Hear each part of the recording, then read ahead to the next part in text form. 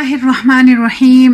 السلام علیکم۔ آج عالمی یوم خواتین کی مناسبت سے آپ تمام خواتین عالم کی خدمت میں مبارکباد پیش کرتی ہوں، اور اس بات پر میں بہت ہی خوشی محسوس کرتی ہوں کہ اقوام عالم نے بھی اسلام کی طرح خواتین کے لیے ایک دن مختص کیا، اور اس میں خواتین کے حقوق پر بات کرنے کا لوگوں کو موقع دیا، اور جو خواتین حقوق سے محروم تھی انہیں ہر طرح کے حقوق کو فراہم کرنے کی یقین دہانی کرائی گئی۔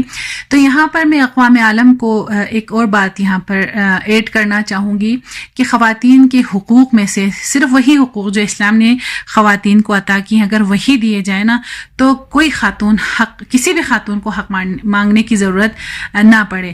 جیسے کہ اب دیکھیں، اسلام نے خواتین کو مردوں کے برابر رائٹ آف ایجوکیشن دیا، حق تعلیم عطا کی، اس کے بعد مردوں کی طرح للذکر مثل حظ الانثیین کر کے رائٹ آف انہیریٹنس عطا کیا، اس کے بعد اللہ تعالیٰ نے عورتوں کو رائٹ آف جاب عطا کیا۔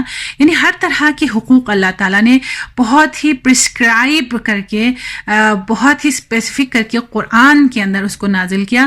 قرآن میں اب ایک سورہ نساء کے نام سے مشہور ہے جس میں تمام خواتین کے حقوق موجود ہیں، اور اس کے علاوہ سورہ مریم کے نام سے بھی ایک سورہ موجود ہے، یعنی خواتین کی نمائندگی کرتے ہوئے۔